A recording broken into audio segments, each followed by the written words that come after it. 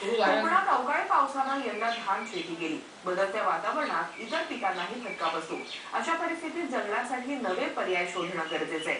कोकणातल्या निमखाऱ्या जमिनीमध्ये खेकडा शेतीचा चांगला पर्याय आहे. वाढत्या जागतिक मागणीमुळे खेकडा शेती शेतकऱ्यांना नक्कीच रोकडा मिळवून देऊ शकते.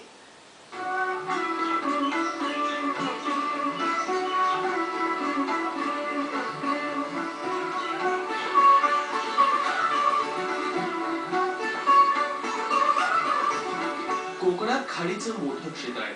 या परिसरात निमखाऱ्या पाण्यात कोळंबीची शेती केली जाते. गेल्या काही वर्षात कोळंबीवर रोगांचा प्रादुर्भाव वाढला. अनेक शेतकऱ्यांनी कोळंबी संवर्धनाला पर्याय शोधणं सुरू केलंय. अशा शेतकऱ्यांसाठी खेकडा शेती हा चांगला पर्याय आहे. गेल्या काही काळात समुद्रात मत्स्य दुष्काळ आहे, त्यामुळे मच्छीमारांनाही खेकडा शेतीचा चांगला पर्याय आहे. जगभरात खेकड्याला मोठी मागणी आहे, पण केवळ खाडीत किंवा नैसर्गिकरित्या मिळणाऱ्या खेकड्यांचीच निर्यात सध्या केली जाते. खेकड्याची व्यावसायिक शेती म्हणजे निमखाऱ्या पाण्यात शेती करणाऱ्यांना चांगला पर्याय आहे.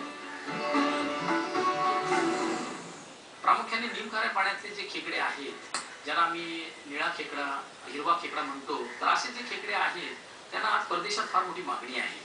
जवळपास आज चीन, अमेरिका किंवा कोरिया अशा प्रकारचे देशमध्ये यांना जवळपास दिवसाला 500 टनापर्यंत आज मागणी आहे. परंतु ही जी मागणी पाहता आपण त्या प्रमाणात त्यांना पुरवू शकत नाही. तर आपण खेकडा शेती जर आज मच्छीमारांपर्यंत किंवा मत्स्य शेतकऱ्यांपर्यंत प्रशिक्षणाद्वारे जर गेलो तर या क्षेत्रामध्ये आपण एक चांगली नीलक्रांती करू शकतो असं मला वाटतं.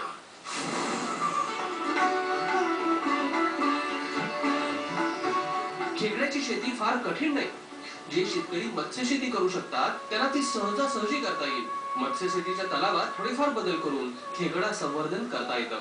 ज्याने खेकड्याची शेती सुरू करायची आहे त्यांनी 4 ते 5 दिवसांचं प्रशिक्षण घेणं गरजेचं आहे. डॉक्टर बाळासाहेब सावंत कोकण कृषी विद्यापीठात खेकडा शेतीच्या प्रशिक्षणाची सोय देखील आहे. खाडीच्या भागातली दलदलीची जमीन आणि ज्या भागात भरती ओहोटीचं क्षेत्र आहे ती जागा निमखाऱ्या पाण्यात खेकडा शेती करण्यासाठी योग्य आहे.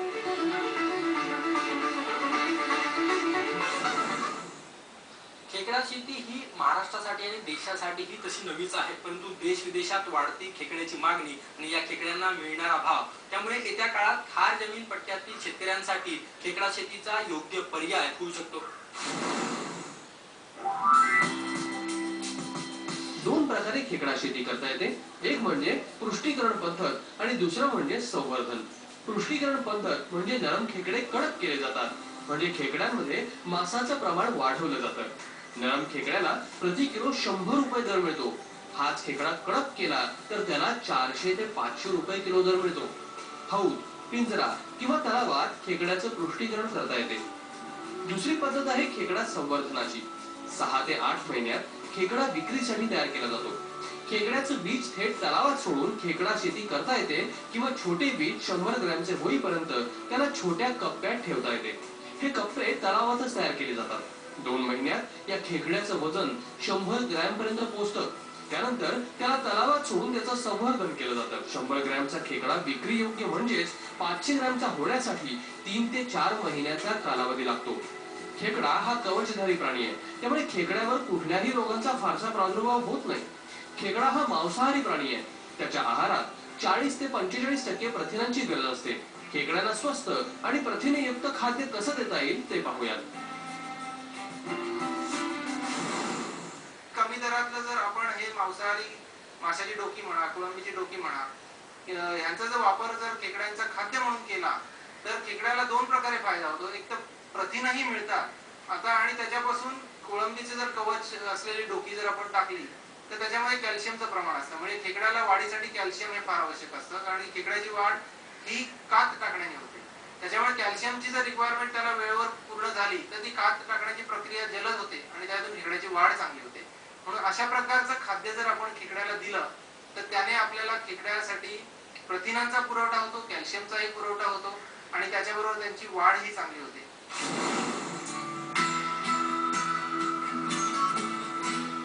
खेकड्याच्या आकारावर तलावात खेकड्यांचं प्रमाण किती ठेवायचं ते अवलंबून असतं. सर्वसाधारणपणे 1 नग प्रति स्क्वेअर मीटर अशा प्रकारे तलावात खेकडे सोडावे. म्हणजे तुमचा तलाव 100 स्क्वेअर मीटर असेल तर त्यात 100 खेकडे बसू शकतात. हे खेकडे 8 महिन्यात विक्रीस तयार होतात. 10 महिन्यात 100 स्क्वेअर मीटर मधून 50 किलो खेकडे मिळतात. कडक खेकड्याला सरासरी 400 रुपये दर मिळतो. त्याचप्रमाणे 100 खेकड्यांपासून 20,000 रुपये मिळू शकतात. कमीत कमी 1 एकर जागेत खेकडा शेती फायद्याची ठरते.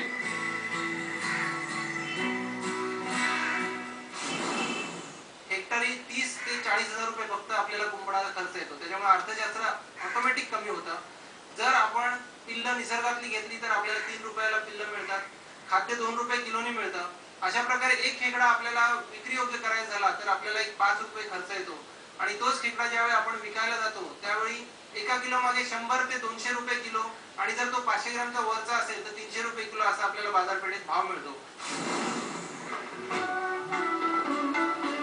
एका एकरात 10 महिन्याच्या कालावधीत साधारण 1.5 टन खेकडे मिळतात. सरासरी 200 रुपये किलो दरानं 3 लाख रुपयांचं उत्पन्न यातून मिळू शकतं. देशात दक्षिणेकडच्या राज्यात थोड्याफार प्रमाणात खेकड्याची व्यावसायिक शेती केली जाते. राज्यातल्या शेतकऱ्यांसाठी खेकडा शेती नवीनच असली तरी देश विदेशातली खेकड्यांची मागणी लक्षात घेता खेकडा शेती हा चांगला पर्याय ठरू शकतो. गजानन उमाटे, स्टार माझा, पनवेल.